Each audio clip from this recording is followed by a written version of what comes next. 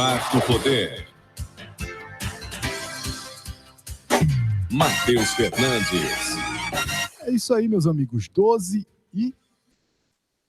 horas em ponto. A 102,3 FM na Rádio Marano, a rádio que todo mundo ouve. A partir de agora, o Quarto Poder. Seu programa de política, economia e comportamento. E hoje, acho que é blaugrana a cor que ele está hoje, tá? Rojo, como a turma costuma dizer.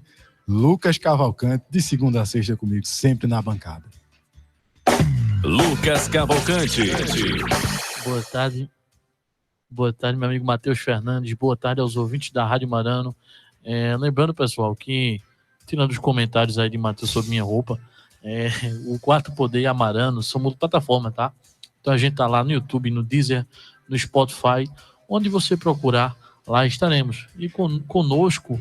Arnaldo hoje, José, Arnaldo César Coelho tá aqui hoje no lugar de Felipe, porque Arnaldo tá dizendo aqui que não vai botar Felipe no ar, que não bota vinheta de jeito nenhum, Felipe. Mas Arnaldo, não faça isso não. Lá de Belo Jardim, tava dando uma travadinha na tela aqui. Mas agora eu tô vendo. Mas agora ele retornou. Nosso querido amigo Felipe Barros.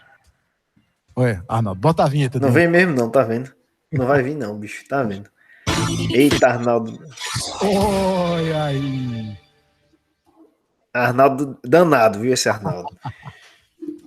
Boa tarde a todos os ouvintes, boa tarde, Matheus, boa tarde, Lucas. E hoje adiantando o Ray-Ban, né? Com essa camisa vermelha e um Ray-Ban, coisa que a gente só via na sexta-feira, né, Lucas? Exatamente. Hoje a gente tá um dia meio atípico aqui em Garanhuns, apesar do frio. Hoje abriu um solzão, aí tô aqui protegendo os olhos e já eu tiro o óculos pra você me ver melhor. Sol gostoso, né? Sol bonito. Dia bom para Garanhuns. Começou o inverno ontem, né? Teoricamente começou ontem, mas para Garanhuns começa muito antes. Mas hoje a gente tem um dia atípico, né, Lucas? A gente vai participar de 2 programas, tá? A gente vai deixar já claro aqui que estaremos no Quarto Poder hoje e também à tarde estaremos numa participação especial com o Júnior Paulino aqui, tá? O Quarto Poder vai estar junto do Clube da Marano. Nosso amigo Júnior Paulino, que ontem nos levou em casa, né? Foi. Rapaz, ontem o bicho pegou. Ontem Arnaldo, com raiva de Felipe, botou fogo nos postes e isso impediu a gente de participar por internet do programa, de conseguir a TIM, botou fogo na torre da TIM também, que a TIM não pegava ontem. Tudo culpa de Arnaldo, tá vendo aí? Pessoal, hoje a gente tem uma entrevista muito importante, tá? O líder da oposição, Antônio Coelho, estará falando conosco. Acredito que ele esteja em Petrolina, mas pode ser que ele esteja em Recife também. Vou confirmar. Ele que é deputado, né? Figura ali na LEP, ele é do Democratas e líder da oposição, tá liderando, né, a oposição ali contra o PSB, que é o atual governo Paulo Câmara. A gente vai discutir um pouquinho com ele sobre o cenário local, obviamente, e as conjunturas nacionais que não tem como fugir. Exatamente, e os projetos, né? Eles têm trabalhado muito forte na região do Sertão ali. Pessoal, um abraço aqui pro nosso amigo Hernando Quirino, ele que falou pra gente que tá ligadinho na rádio hoje, que ele não tá no Sertão, certamente, né? O Senharó ali é a entradinha do Sertão, Agreste, né? É em Agreste, né? O comecinho, né? Senharó, um abraço pro pessoal do Senharó, né? Exatamente. 12h04, voltamos em instantes.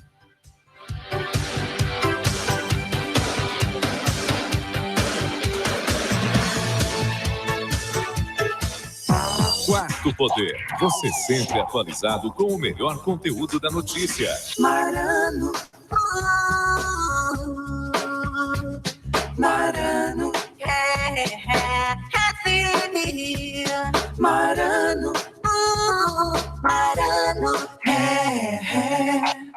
Em Caruaru, todo mundo ouve. Marano, a superpotência de Pernambuco. Doutora Maria Celita, médica cardiologista, realizando consultas cardiológicas, eletrocardiograma, ecocardiograma, transtorácica e carótidas. Monitoramento da pressão arterial 24 horas e Holter 24 horas. Atendimento de segunda a sexta-feira no Hospital Perpétuo Socorro por todos os convênios do hospital. Marque sua consulta pelos fones 3762-2002 e 3762-2003. Cemitério Parque das Rosas, um ambiente de muita paz e tranquilidade, próximo à natureza e dispondo de uma completa infraestrutura com salas de velório e capela para oração. Cemitério Parque das Rosas, próxima à Estrada de Flecheiras, em Garanhuns. Informações: 87-999-881555. Cemitério Parque das Rosas, o lugar certo para guardar a sua memória. O Hospital Perpétuo Socorro conta com cirurgião de cabeça e pescoço e maxilofacial atendendo em todos os seus convênios, tratando de doenças da tireoide, laringe, glândulas salivares, câncer de pele, deformidades da face, cirurgia ortognática e outras. Agende a sua consulta. Ligue 3761-9074. Felicidade é ter saúde, ter conforto e tranquilidade, ser bem recebido e bem atendido, se sente bem à vontade.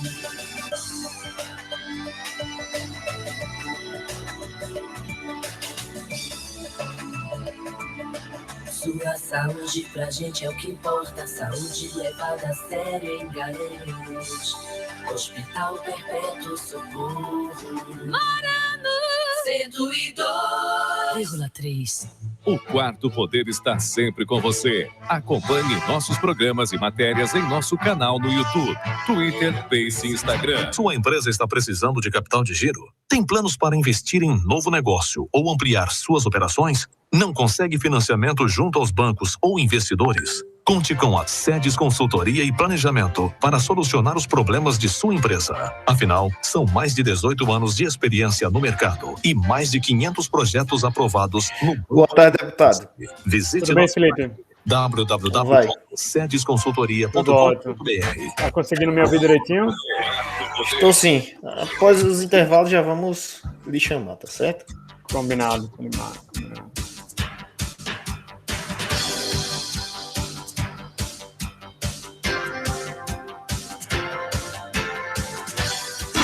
Quarto Poder. Matheus Fernandes. É isso aí, meus amigos. Rapidinho, 12h07, estamos de volta na 102,3 FM, na Rádio Marano, a rádio que todo mundo ouve.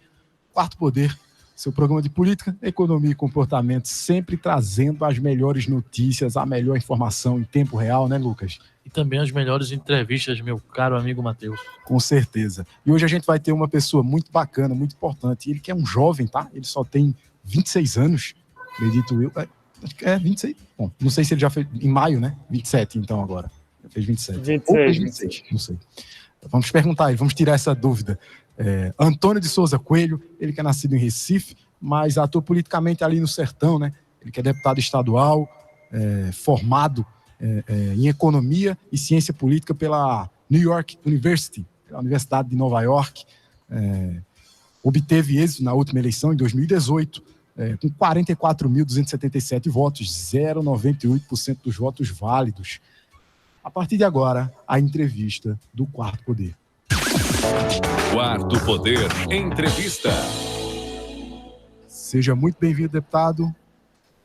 Muito bom dia, Matheus, Felipe, Lucas. É um prazer estar aqui no programa Quarto Poder, essa referência aí do jornalismo de Garanhuns e de toda a região. Eu espero que possamos ter um bom bate-papo com todos e também com todos os ouvintes que estão nos acompanhando. É um prazer estar recebendo o senhor aqui, deputado. Deputado que é líder da oposição, né? Apesar de jovem, já tem uma vivência política muito ativa. Bom, ele que tem um histórico familiar de outras décadas já, né? Pessoas envolvidas na política, com serviços prestados em Petrolina, principalmente ali na região do Sertão, mas inclusive a cenário nacional, né? O pai do deputado é o senador Fernando Bezerra Coelho, que é líder do governo Bolsonaro, né? Exato, no Senado, e também já foi ministro, enfim, é uma pessoa de grande trânsito político e tem servido bastante tempo na política pernambucana, e hoje o nosso assunto é a política pernambucana, né? A gente quer falar bastante das atividades da LEP, como a oposição vê o momento atual, como é que tem se dado as coisas na ótica do deputado e os projetos que ele tem conseguido implementar ou barrar, né? Que também é o papel do deputado, barrar projetos ruins. Deputado, como é que tem sido este mandato para o senhor e por que o senhor teve essa vontade de entrar na política pernambucana, apesar de sabermos que a pressão familiar deve ter sido grande, talvez, para que participasse da política, ou às vezes não também. Vejo que sua formação também é de economista, como a minha. O que lhe fez adentrar a política? Bem, acho que essa é uma pergunta interessante, um bom jeito da gente começar esse bate-papo, mas eu sempre gostei da política como uma atividade de você tentar enxergar o que está errado na sua cidade, na sua sociedade, e de fazer uma diferença. Acho que a política é o melhor instrumento que a gente tem para se corrigir injustiças. E tendo crescido em Petrolina, uma cidade que, para mim, é um grande exemplo do que a política pode transformar, que antes era uma cidade que era uma passagem para Juazeiro, e através da boa política do senador Nilo Coelho, do deputado federal Oswaldo Coelho, e o advento dos distritos de irrigação, Petrolina conseguiu se tornar uma referência para Pernambuco e Brasil, sendo a maior exportadora de uva e manga de nosso país, tendo toda aquela pujança e dinamismo da fruticultura irrigada. E a gente, para você ter uma ideia, minha família já tinha muito político, né? E minha mãe, principalmente, sempre me advertia para não entrar, para procurar outro ramo, mas a vontade sempre foi muito grande. Quando a oportunidade surgiu, a gente agarrou com ambas as mãos e com muita força. Esse mandato tem sido muito interessante, porque a gente tem a oportunidade de ser aliado ao governo federal, que está imprimindo um novo ritmo de gestão ao Brasil, iniciando, eu ainda vejo que está no início, e o novo ciclo político do liberalismo econômico, com mais reformas para modernizar o Estado brasileiro e atrair o investimento para gerar mais emprego e renda, e a gente faz também oposição a um governo socialista aqui em Pernambuco, que está fadado a uma estagnação, que não tem orgulhado o povo pernambucano, e que ao longo desses 7 anos, quase 7 anos de gestão do governador Paulo Câmara, ele não conseguiu sequer ter uma obra estruturante em seu nome. Então a gente vê aqui essa perda de dinamismo e protagonismo que Pernambuco já teve ao longo da gestão do PSB. Então é sempre uma responsabilidade imensa você representar seus vizinhos, seus colegas pernambucanos na Assembleia ou em qualquer outro lugar, e a gente também tem esse novo desafio de liderar a oposição, uma bancada que tem o seu caráter de ser de centro-direita, mas que também tem muita variedade, cada deputado tem sua biografia, sua visão de mundo, mas a gente tem uma coisa que eu me orgulho bastante, é que em votações importantes a oposição tem votado em bloco para que a gente possa ter uma relevância maior até mesmo do que o tamanho de nossa bancada implicaria. Perfeitamente, deputado. Eu vou iniciar fazendo uma pergunta ao senhor, mais localizada no nosso estado aqui de Pernambuco. Eu acho que nos últimos 2 anos, né, no enfrentamento da pandemia, nós vimos e acompanhamos algumas denúncias bem preocupantes aí relativas à nossa capital e também ao governo do estado, principalmente na questão da distribuição das vacinas, e em Recife, mais especificamente, desvios nos recursos da pandemia. Apesar de ser deputado a nível estadual, eu acho que a capital ela é um referenciamento político importante, tendo em vista que talvez o grupo do PSB, ao qual o senhor faz oposição, é muito localizado ali, né, no Recife, na região metropolitana, é dali que sai aquela força política. E como é que está sendo esse trabalho de fiscalização, principalmente na questão dos recursos pandêmicos, né? O senhor pode nos contar um pouco aí do que está acontecendo nesse cenário? Eu acho que os órgãos de controle, até o momento, parece que estão fazendo um trabalho exemplar. Basta ver o número de operações da Polícia Federal, da Polícia Civil na Prefeitura do Recife, e deve-se haver o devido processo legal para que a gente se apure o que de fato aconteceu e responsabilize as pessoas que tomaram as decisões erradas. Agora, eu gostaria de aproveitar a sua pergunta para a gente observar de como essa CPI, atualmente que está em andamento no Senado, é um completo espetáculo político, porque a gente, ou pelo menos a gente foi dito pelos senadores de esquerda que fazem oposição ao presidente Bolsonaro, que seria uma questão de se apurar fatos e investigar os responsáveis. No momento que a gente já vê essa pandemia perdendo fôlego por não estar conseguindo achar nenhum fato concreto de má intenção do presidente ou dos seus ministros, e quando a gente começa a mirar o que pode ter ocorrido de errado nos estados e municípios, a gente começa a falar, não precisa investigar estado e município, ou cada um vai fazer a sua parte. Então a gente vê que não foi uma oportunidade de se buscar a verdade, mas foi só um momento de se montar um palanque eleitoral durante uma grave crise. Eu acho que isso foi um insulto à inteligência do povo brasileiro, nesse momento difícil que a gente está passando. E olhando aqui para o futuro, a gente cumpre o nosso papel na Assembleia, fiscalizando também o que está acontecendo não só na saúde, mas em outras áreas, como segurança pública e educação. Deputado, aproveitando que o senhor tocou no tema liberalismo, eu sou um liberal convicto, e essa semana passada, saiu um dado que Pernambuco está na lanterna aí dos estados para se fazer negócios, né? O pior estado do Brasil para se fazer negócios, e eu vi também que o senhor teceu alguns comentários a respeito disso na semana passada, que eu achei muito interessante, e eu gostaria de saber do senhor como o senhor, com sua atuação como deputado estadual, o que pode fazer para melhorar esse quadro e dizer por que nós chegamos nesse ponto aí de ser uma economia, vamos dizer, até certo ponto meio que estagnada, né, devido à falta de liberdade para se fazer negócio. Bem, acho que a coisa mais gritante que a gente observa em Pernambuco, o maior absurdo, é a nossa péssima infraestrutura. A gente tem essas rodovias estaduais que estão completamente largadas, e também as rodovias estadualizadas que antes eram federais, a exemplo da BR-232 aqui, aí naquele trecho da saída do Recife. Tem dois jeitos, eu acho, de você ter uma boa infraestrutura. Você formando parcerias com o governo federal, e para o bem ou para o mal, hoje centraliza boa parte dos recursos, algo que Pernambuco certamente não faz e faz questão de não fazer ao adotar um discurso extremamente ideológico e digo até raivoso em relação ao presidente Bolsonaro, ou se atraindo, eu diria mais capital privado, através de concessões e privatizações, algo que o governo federal tem feito, mas que o governo de Pernambuco se recusa a fazer. Então, a gente vê um êxodo de empresas ali daquele polo de Goiânia indo para a Paraíba, principalmente por ter mais infraestrutura e também por mais incentivos fiscais, e a gente tem toda a produção, você pega a melancia de Inajá ou a fruta de Petrolina, toda vez que entra numa estrada estadual é danificada, você vê a perda de vidas pernambucanas de forma desnecessária. Agora, a gente tem que ir para outros segmentos também, desde o discurso antagonista do governo estadual aos geradores de emprego e renda, a falta de incentivo. Na minha cidade, por exemplo, a gente fica se lamentando muito porque a Bahia é muito mais agressiva na cidade de Juazeiro em relação a incentivos fiscais do que Pernambuco. Então está faltando uma visão estratégica, está precisando de mais reformas para que a gente possa voltar a investir no futuro. Educação, que eu considero essencial, Felipe. Durante a gestão do governador Paulo Câmara, foi cortado em 30% o orçamento da educação. Eles ficam fazendo a brincadeira de mau gosto com a UPE, por exemplo, que ficam botando orçamento, mas não ficam executando. Então já se teve aí esses cortes gritantes. Então, enquanto a gente tem um povo trabalhador, um povo insistente, que gosta de perseverar, a gente não está tendo os cursos qualificantes, a educação necessária para que essas pessoas possam se inserir no mercado de trabalho. Para mim, isso é uma grande pena. Deputado, o senhor tocou num ponto bem importante.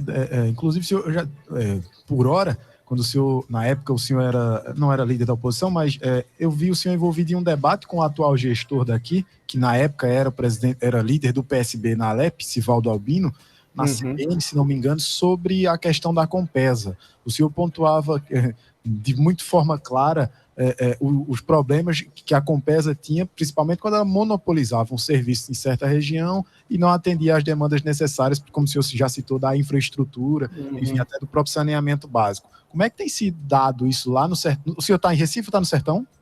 Atualmente eu estou em Recife. Como é que tem se dado isso lá no Sertão, na sua região? Porque, não sei lá, mas aqui ainda continua da mesma forma, infelizmente. A gente tem duas visões de mundo. O PSB gosta de defender os interesses corporativistas da Compesa, de ficar fazendo um trabalho ruim, mas só para os seus aliados.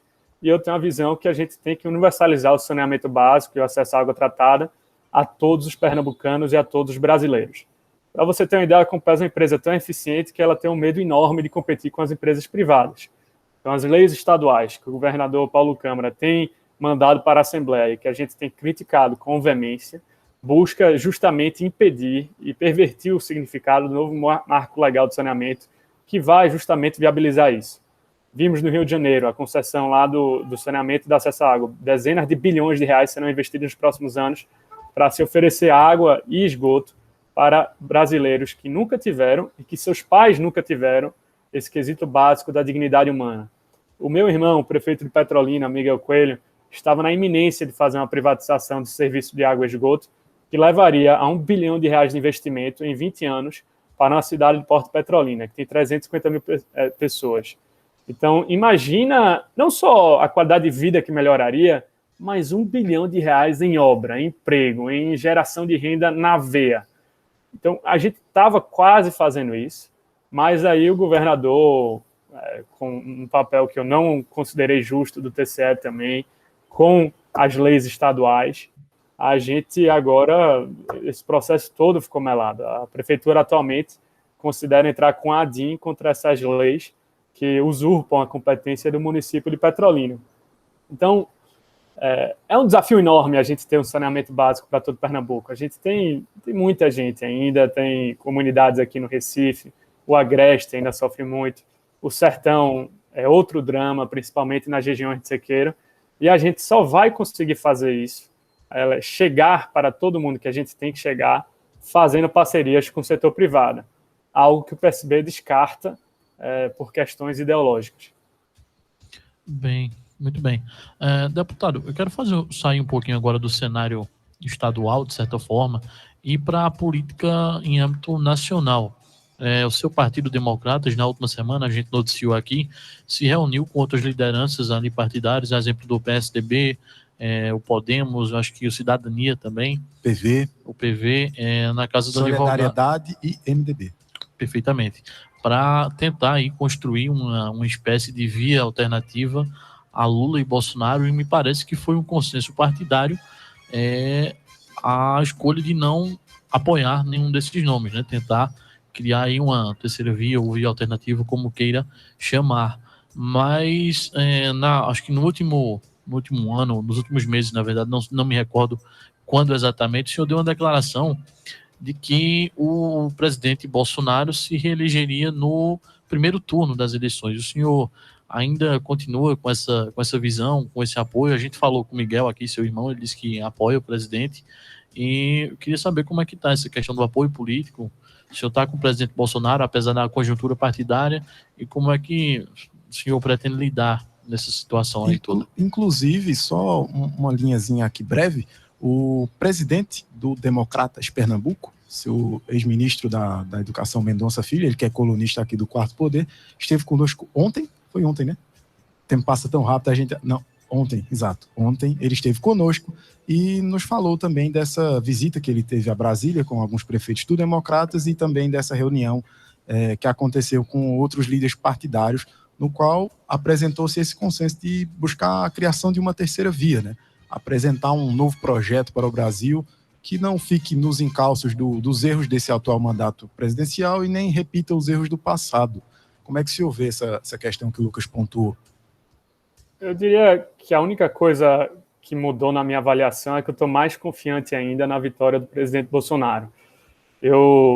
Nessa mesma oportunidade, eu disse que o Brasil ia crescer 6% e me chamaram de exagerado, mas é algo que já está virando o consenso. E quando a gente vê todas as reformas e com a recuperação da capacidade de investimento da União, com a possibilidade de um novo programa de renda básica mais robusto, o Renda Brasil, o mais investimento na segurança hídrica, a exemplo do ramal do Agreste, que vai levar água para 2 milhões de pernambucanos, principalmente no Agreste, a gente vai ter muito que mostrar aqui no estado de Pernambuco.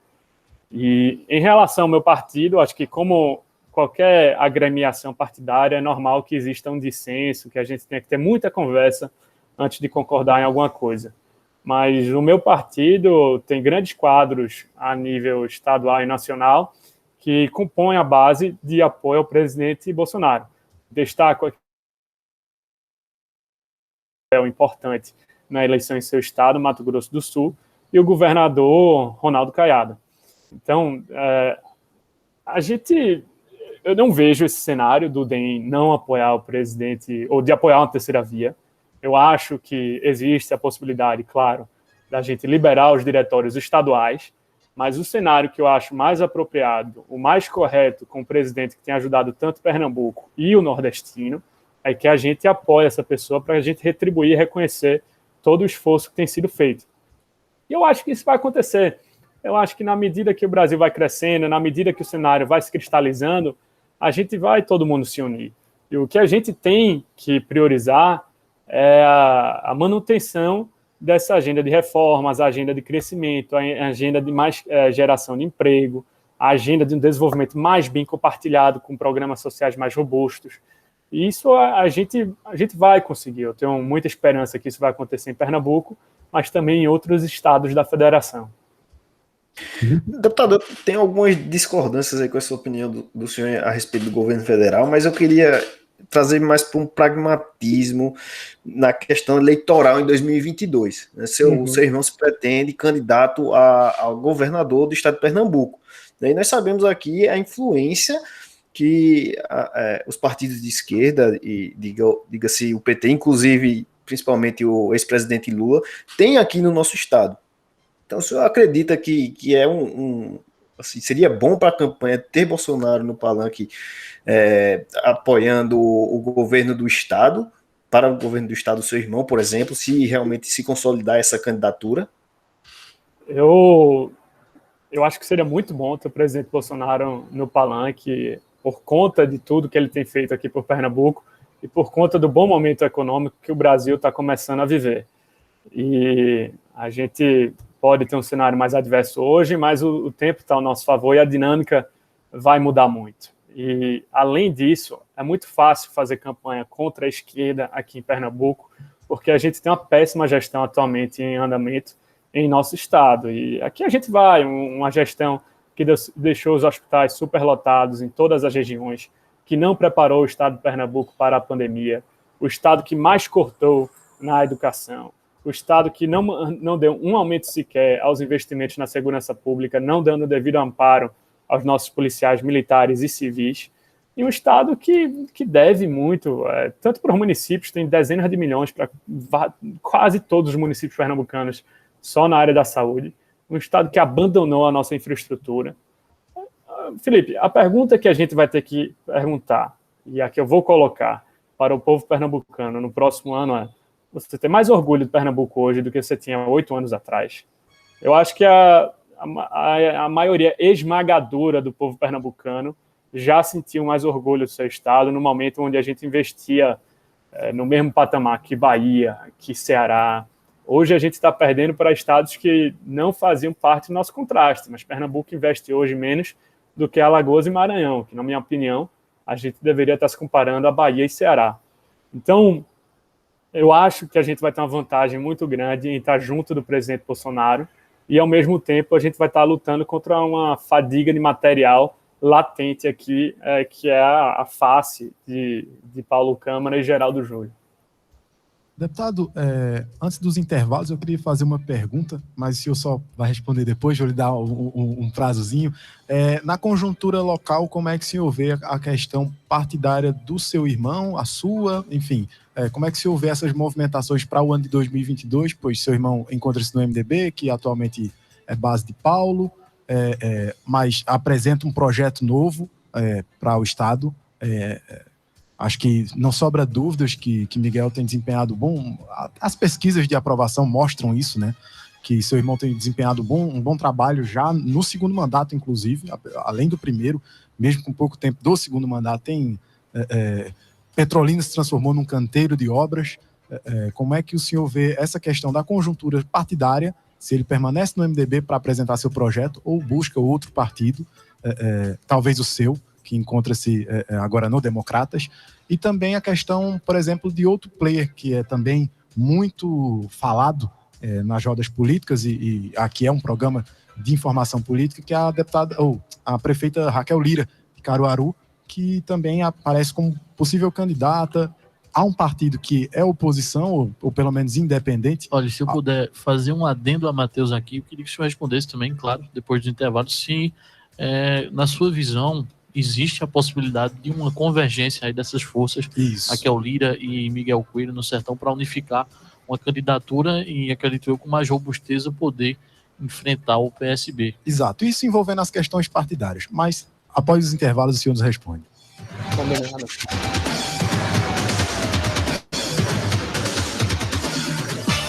Quarto Poder, você sempre atualizado com o melhor conteúdo da notícia. Asas de Garanhuns, Marano. Marano Sertanejo, 4 da manhã, na Marano, a rádio que todo mundo ouve. Marano FM. Envie seu e-mail para qp4poder@gmail.com. qp4poder@gmail.com. Sua empresa está precisando de capital de giro? Tem planos para investir em novo negócio ou ampliar suas operações? Não consegue financiamento junto aos bancos ou investidores? Conte com a Sedes Consultoria e Planejamento para solucionar os problemas de sua empresa. Afinal, são mais de 18 anos de experiência no mercado e mais de 500 projetos aprovados no Banco do Nordeste. Visite nosso site www.sedesconsultoria.com.br. Quarto Poder. Quarto Poder.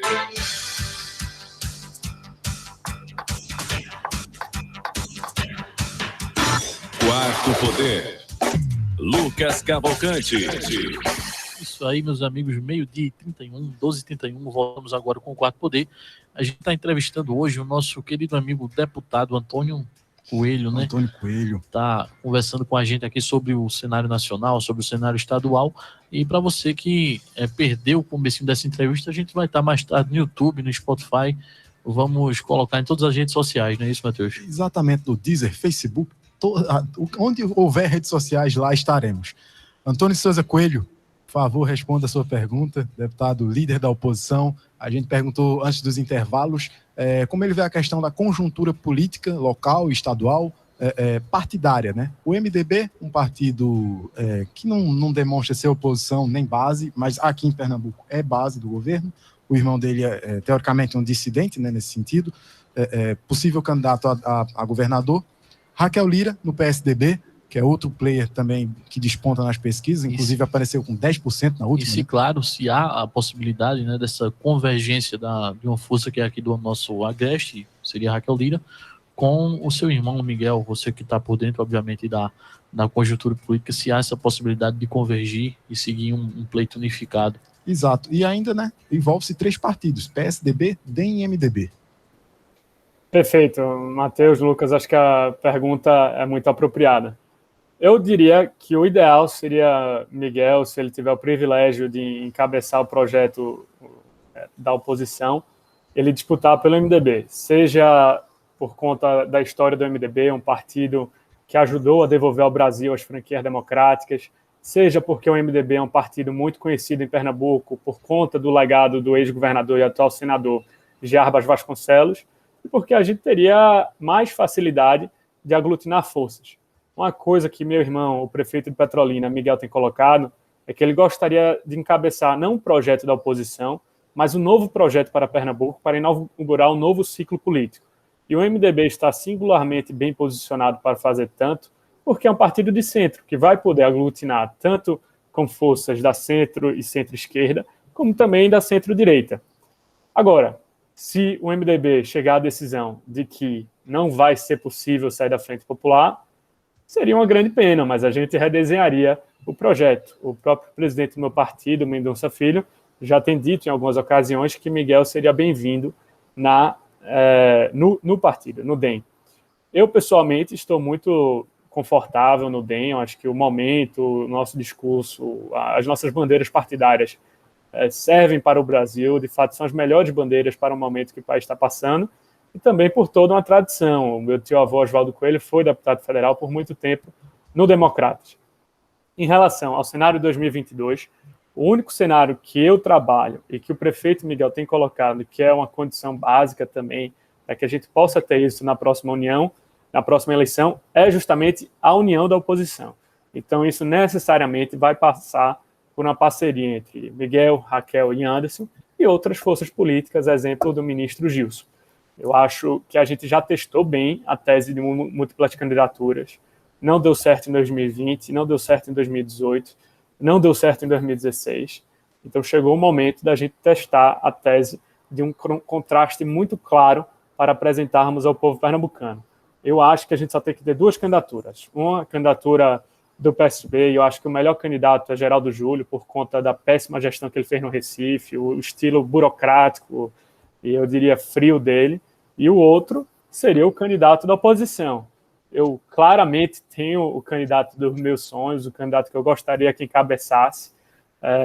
Meu irmão, claro, acho que ele está muito bem preparado, ele teve uma gestão muito boa em Petrolina, está começando a falar cada vez mais claro e mais altamente para Pernambuco, mas a gente tem que construir uma união. E a gente também enxerga que outros gestores no estado de Pernambuco também têm credenciais igualmente legítimas. Eu destaco aqui, claro, Raquel de Caruaru e Anderson de Jaboatão. Então, qual é a nossa linha de tempo aqui para o futuro? Eu acho que até agosto o MDB tem que dar sua sinalização se vai ou não sair da Frente Popular.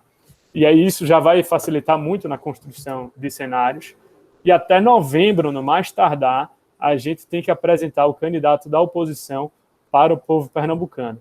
Isso se faz necessário porque esse prefeito, seja ele qual for, ele tem que correr trecho, ele tem que ir para todo Pernambuco, participar de seminários, dar entrevista aqui no Quarto Poder, por exemplo, se conhecer mais conhecido pelo povo pernambucano e pegar o gosto de campanha. Essa aqui vai ser uma eleição acirradíssima, a gente vai estar disputando contra um projeto que busca se perpetuar no poder e já se perpetua há 16 anos. Tem a Prefeitura do Recife, que é uma força também. Respeitamos os nossos adversários, mas a gente está muito animado, a gente está com muita vontade de disputar essa eleição, porque a gente acha que o povo pernambucano quer mudar e merece essa mudança. Deputado, a gente já está chegando perto do finalzinho da entrevista. Eu gostaria que o senhor destacasse os principais pontos de sua vida pública, sua vida política, seus projetos. O que o senhor pensa para sua disputa pessoal do próximo ano? O que o senhor pensa em implementar durante o seu projeto ainda, desse mandato? Como é que o senhor vê sua carreira política? Tem vontade de ir a deputado federal? Enfim, como que o senhor vislumbra a sua vida política e um pouco dos seus projetos, principalmente para o setor do Agreste, apesar que o senhor tem uma atuação bem maior? Ou para o Agreste não, para o Sertão. Acho que a maior bandeira é você garantir mais assertividade e mais voz para o poder legislativo. Acho que o executivo aqui em Pernambuco é muito forte. E por que isso é importante? Como é que isso impacta a vida das pessoas? Por exemplo, no meu primeiro ano de mandato, o governador Paulo Câmara queria aumentar por decreto o ICMS na conta de energia dos produtores rurais. Isso seria uma grande desvantagem para o povo pernambucano. Eu não podia legislar a respeito, mas através da força da tribuna da Assembleia, através do nosso posicionamento, a gente conseguiu promover uma grande indignação em várias regiões do estado de Pernambuco e a gente conseguiu reverter essa decisão. Então, isso já é um ponto. Outro ponto é a gente participar contra uns excessos que a gente enxerga da esquerda no momento, seja defendendo um alinhamento com o governo federal, seja defendendo pautas mais liberais na economia, mas também, por exemplo, uma atrocidade que teria sido promovida na Assembleia seria uma comissão para debater o desarmamento, um novo espetáculo aqui que a gente teria na Assembleia. A oposição tem 10 deputados, mas a gente conseguiu mobilizar outros deputados de centro e centro-esquerda, e a gente derrotou, a gente reuniu 25 deputados para não deixar passar essa questão. Então, a gente trabalhar pelo povo, seja pelo debate, seja através das articulações, e também outra coisa, claro, que dá mais alegria é através da nossa articulação com o governo federal, com o senador Fernando Bezerra Coelho, com o deputado federal Fernando Filho, de levar melhorias para o povo pernambucano, seja através de poços, através de construção de ginásios, de adutoras, entregas de maquinários agrícolas, tudo isso que pode permitir uma redenção econômica para o povo pernambucano. Antônio, e o seu futuro político? Você não respondeu. Para 2022, vai sair candidato aí numa reeleição para deputado estadual? Vai tentar galgar um cargo mais alto para deputado federal? A prefeitura de Petrolina aí, eventualmente Miguel sendo eleito, será que em 2024 teremos Antônio Coelho candidato para prefeito de Petrolina? Nos conte um pouco aí dessa conjuntura. E se puder também adiantar um spoiler, né, que o senador Fernando Bezerra disse que desistiria do Senado caso tivesse êxito e Miguel ser o candidato aí das oposições. O senhor comentar um pouco também disso. Certo. Começando aqui pelo meu lado, a minha ambição é continuar servindo ao povo de Petrolina e de todo Pernambuco na Assembleia Legislativa. Agora, todo político sonha, acho que todo profissional gosta de galguear cada vez voos maiores. Eu, sendo natural, todo mundo que passa pela prefeitura de sua cidade cobiça aquele prédio, aquela cadeira, para que a gente possa fazer cada vez mais pelo povo. E a gente tem que ir, cada eleição apresenta suas oportunidades. Também sonho em um dia poder participar dos debates que ocorrem lá em Brasília, mas tudo seu tempo e qualquer chance que o povo pernambucano me der ou considerar justo, me concedeu, ficarei eternamente grato. Em relação ao meu pai, Felipe, ele tem uma carreira muito bonita, acho que ele já conquistou muito na vida política. Ele já foi deputado estadual, deputado federal, prefeito de sua cidade natal, secretário de Estado, ministro de Estado, senador da República e hoje é líder do governo, tendo protagonismo nacional e tendo uma grande influência aqui em Pernambuco, conseguindo trazer investimentos expressivos para o nosso estado.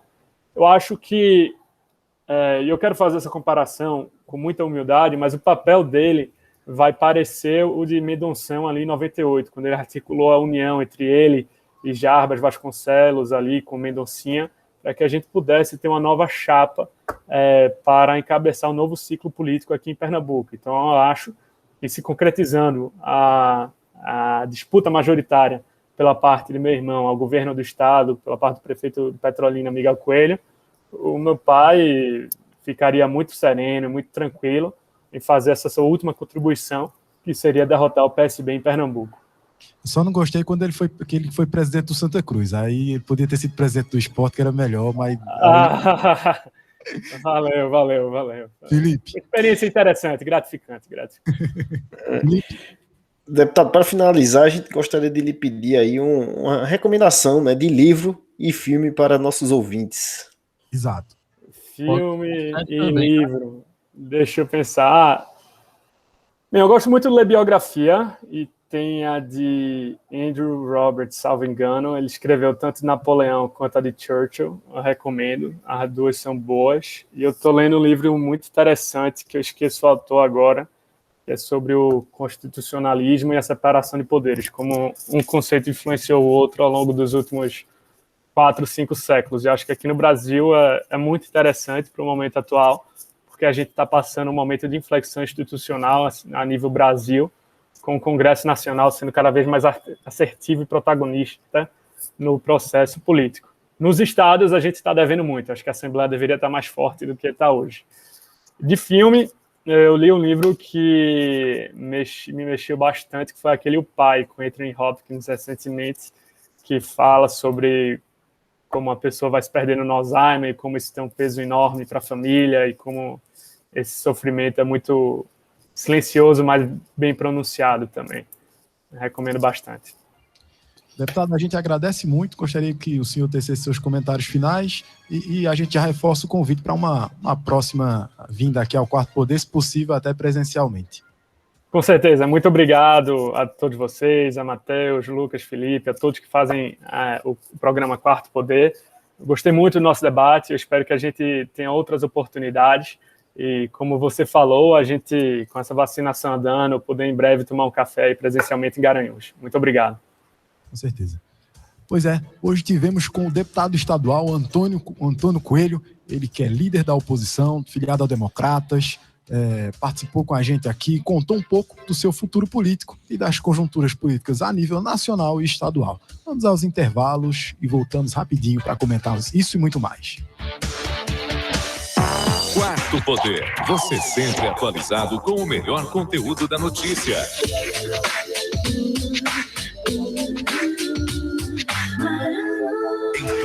Tinga. Todo mundo ouve. Marano, a superpotência de Pernambuco. Marano FM.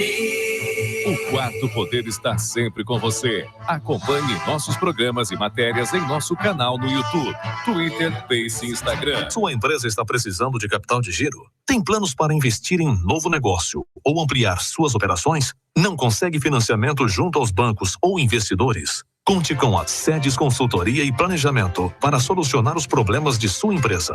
Afinal, são mais de 18 anos de experiência no mercado e mais de 500 projetos aprovados no Banco do Nordeste.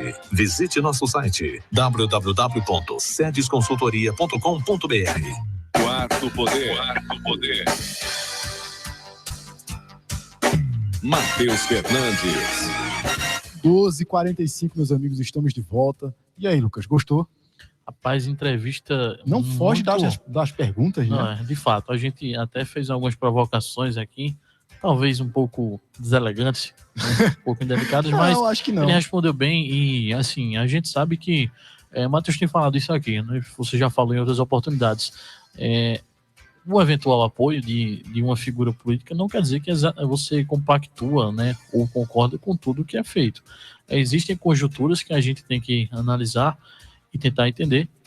E, claro, né, a gente, obviamente, como liberais, Felipe falou aí, eu sou um liberal convicto também, e acredito muito na liberdade do indivíduo, né, e o que o PSB vem fazendo, minha opinião, claro, isso é opinião somente minha, o PSB vem fazendo tolindo essas liberdades e nos tornando cidadãos menos ativos e mais presos a essa máquina e esse poder que acaba sugando nossa energia e nosso dinheiro. Exato, e se a gente fosse olhar as conjunturas políticas, por exemplo, Antônio tem seu parecer, a sua ideia sobre como funciona a República e ele acredita que o melhor para a República seja o projeto atual. Eu não acredito, não penso assim, mas, por exemplo, quando o Lucas fala, serve também para a esquerda, tá? Eu não acredito que, por exemplo, Paulo Câmara nunca ganhou em Pernambuco. No entanto, os candidatos do Partido Trabalhista, do PT, à esquerda, majoritariamente, tiveram grande força e muitos votos aqui na região. Então, uma coisa não necessariamente é junto da outra, né? Por exemplo, o PT apoia Paulo Câmara. De fato. Quem elegeu Paulo Câmara como o pior governador da história de Pernambuco dá a ele a chancela de que o apoio de Lula para ele é importante. Então, não necessariamente eu acredito que as pessoas pensem que Paulo é igual Lula, né? Se a gente for fazer esse exercício de raciocínio aí, em tentar ligar uma figura a outra, existe uma coisa meio drástica aí na eleição de 2018, que foi Lula é Paulo e Paulo é Lula, né? Não sei se vocês lembram desse slogan de campanha. Exato. Então, eu não acho que isso não reflita a realidade. Claro que não, existem conjunturas políticas que são utilizadas e o cidadão, você que está nos escutando, você aqui do Agreste, tem que entender isso. A política, ela tem algumas simbologias, né? E a gente sabe que a figura do Lula é uma figura cativa para a maioria dos pernambucanos, mas isso não quer dizer que Paulo Câmara concorda com ele ou vice-versa, ou que Lula exatamente apoia. Foi pura questão partidária ali, né? Conjunção política. E aí a gente tem que ver também, de certa forma, uma postura dissimulada aí de Paulo Câmara, né? Que, enfim, Paulo é Lula e Lula é Paulo, não sei. Geraldo Júlio vai ser Lula também? Eu não entendo como é que funciona isso. Essas conjunturas políticas são muito complicadas e não vai ser... Então, se Geraldo for Lula... Será que Marília vem aí também? Os que ele cometeu na prefeitura do Recife. Eu acredito que não, né? Comprar material para 700 anos de pandemia, meus amigos. Isso não é brincadeira, não. 700 anos de pandemia. Bem, eu tô torcendo para Geraldinho, viu? Geraldinho... Dos políticos, dos políticos de mandato, né? Porque todo ser é um ser político. O homem é um animal político, né? E acho que na cabeça das pessoas não existe essa junção automática, né? As pessoas têm uma visão política e ideológica que não necessariamente somam personagens diferentes numa mesma cesta, né? Olha, eu queria chamar uma atenção aqui, antes de Felipe fazer os comentários dele e a gente ia adentrar em outro assunto.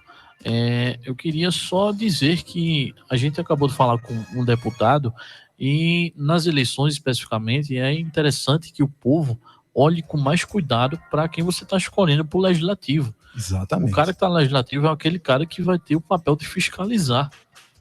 Fiscalizar quem está no poder. A gente tem, por exemplo, aqui uma atuação que, ao meu ver, talvez seja a melhor do estado, não é porque é nossa amiga, não é porque faz parte do programa, mas a deputada Priscila Krause, se não fosse, ela teve que sair da esfera de atuação dela, que é o estado, e vir para o município do Recife, para poder demonstrar esses desvios que estavam acontecendo, né? A gente acabei de falar agora, esse caso dos 700 anos de pandemia foi através de uma denúncia dela que foi apurada, né? A gente começou a falar inicialmente do Propol, né, que foi comprado para 45 anos, e aí quando cavou mais um pouquinho, a gente viu que o acúmulo de materiais daria para 700 anos. Parece brincadeira, mas não é. É brincadeira de péssimo custo com o povo pernambucano. Até Maca foi fraudada na gestão geral de Júlio, né? Então não tem muito o que se dizer ao povo pernambucano. Se o povo pernambucano soma uma coisa a outra, eu acredito que não seja realidade. Senão assim a gente veria outra votação, principalmente na região do Agreste, né? Em que esmagadoramente a nível nacional a esquerda teve sempre muito êxito. Mas vamos falar de outra coisa agora. A gente vai falar de economia com ele, professor Écio Costa, que traz um pouco sobre a medida provisória que melhora o ambiente de negócios a nível nacional, né? Tenta nos colocar entre os 100 melhores países para se fazer negócio. Com a palavra, o professor Écio Costa. Economia e negócios. Oferecimento Sedes Consultoria. Soluções para a sua empresa. Economia com Écio Costa. Boa tarde, Matheus e Lucas. Boa tarde, ouvintes do Quarto Poder. Hoje eu vou falar sobre a medida provisória do ambiente de negócios que deve ser votada essa semana no Congresso. Ela é uma medida muito importante porque pode ajudar o Brasil a melhorar a sua classificação no ranking do Doing Business, né, que é feito anualmente pelo Banco Mundial, e onde hoje o Brasil ocupa a posição número 124, né, dos 190 países avaliados. A expectativa é que com essa aprovação o Brasil possa ficar entre os 100 primeiros colocados da lista, né, melhorando aí justamente com práticas que vão facilitar os negócios aqui no nosso país. Vale lembrar que a gente vem passando aí por uma sequência de muitas informações importantes sobre essa questão da burocracia. Há algumas semanas atrás a gente teve uma divulgação de uma importante pesquisa do LIDE Pernambuco, mostrando quais são as principais instituições aqui no estado responsáveis pela burocracia. Na semana passada saiu a divulgação desse ranking do Doing Business para os estados brasileiros, mostrando os principais destaques positivos e negativos. Pernambuco, inclusive, ficando na última colocação, São Paulo e Minas em primeiro e segundo, respectivamente. E essa medida provisória, ela traz inovações importantes, né, que eliminam as burocracias, como, por exemplo, a unificação no CNPJ das inscrições federal, estadual e municipal. Hoje as empresas precisam ter essas inscrições em cada um desses entes, e aí o CNPJ passa a ser a única informação, né, que deve ser utilizada. Com isso, as cidades que adotarem esse tipo de balcão único vão poder reduzir os procedimentos de abertura de empresas de 10 para 3 e possivelmente abrir a empresa em apenas um dia.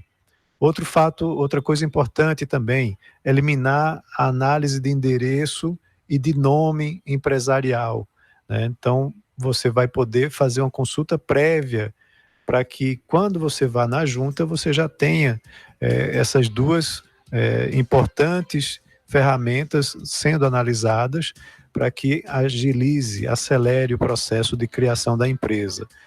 Também você vai poder fazer com que tenha uma classificação nacional de risco, né, em estados que não têm uma classificação própria, determinando aí alvarás automáticos para empresas de médio risco.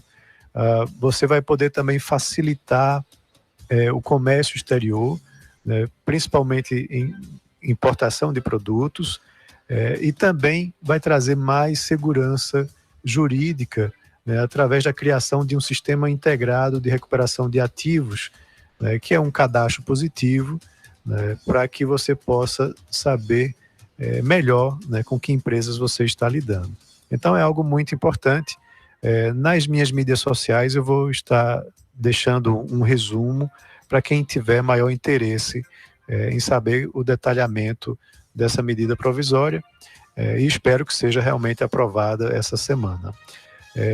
Para quem tiver interesse, basta ir no meu Instagram, por exemplo, e procurar por @Écio Costa, que vai estar lá disponível. Um abraço a todos e até a próxima.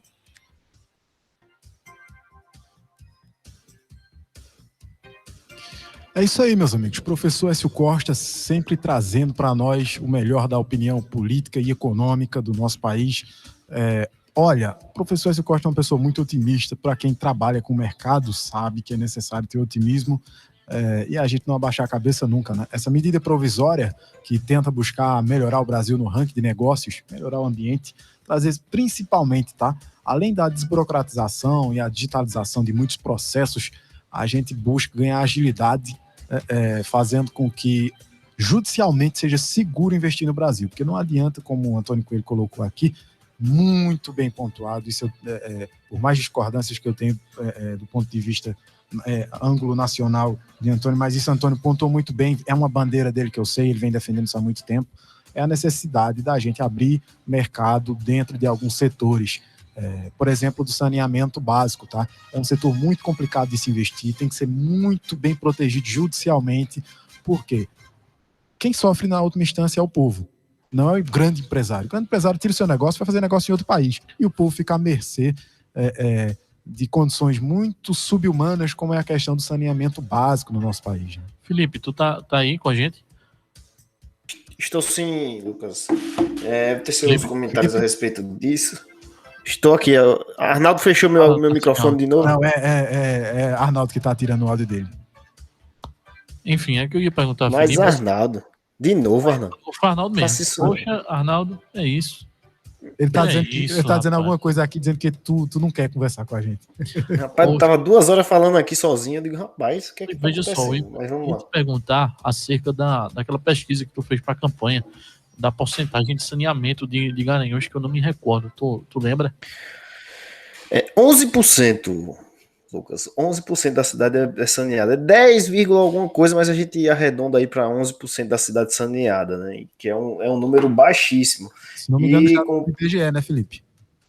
Exatamente. E dados da própria Compesa, tá? Se você for lá, não é no site da Compesa propriamente dito, mas tem um campo onde você consegue baixar esses dados e lá eles expõem claramente que eles não conseguem prestar o serviço na qualidade desejada.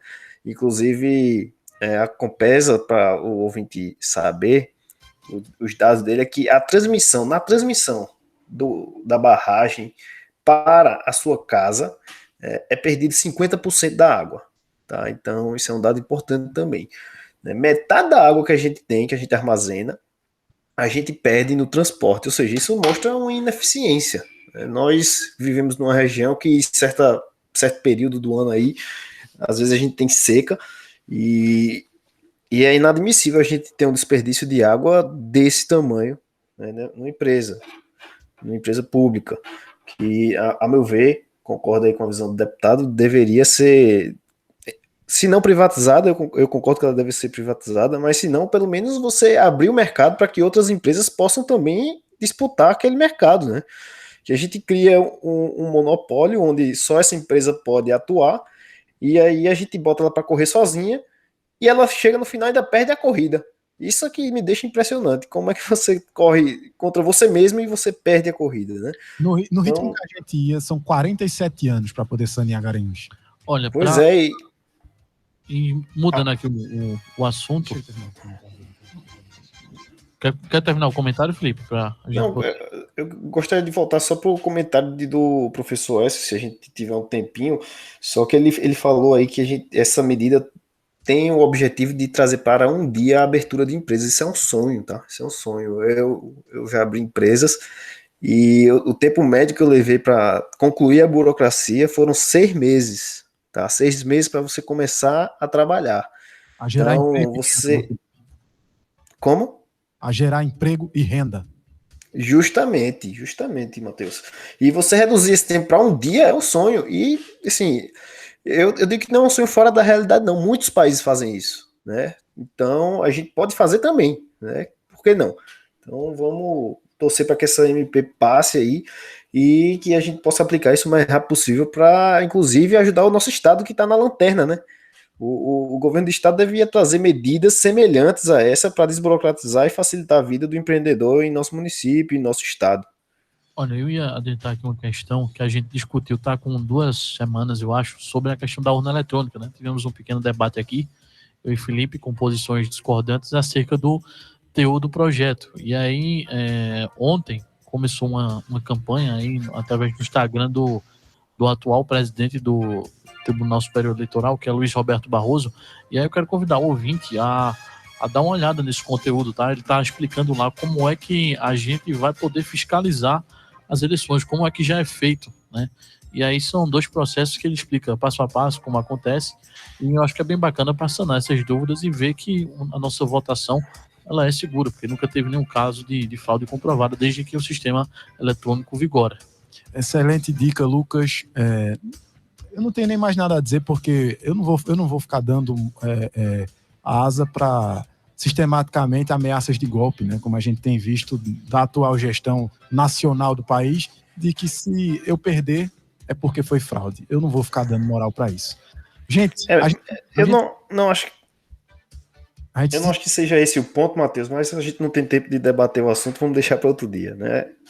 Eu acho que é esse o ponto, sim. Não adianta nem a gente correr pelo lado, porque alguém que não aceita perder não aceita a democracia. 1-1, terminamos hoje e voltamos amanhã, assim um bom Deus permitir.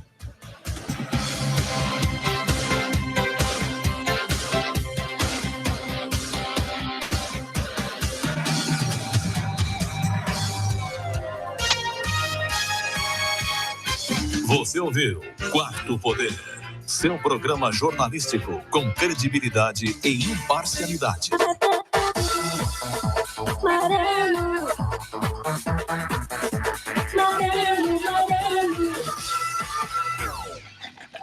Pedra, todo mundo ouve. Marano, a superpotência de Pernambuco. Agora eu quero saber de uma coisa. Levanta a mão aí quem nunca fez uma fofoquinha.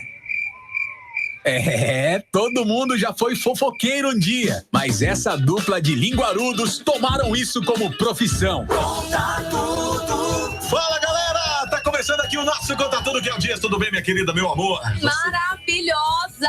Olha essa pele! Que batom esse, abóbora, amiga! Os fofoqueiros mais loucos do rádio vão te contar todos os babados, novidades e tretas do mundo artístico. Conta tudo! Conta tudo! A qualquer momento na nossa programação.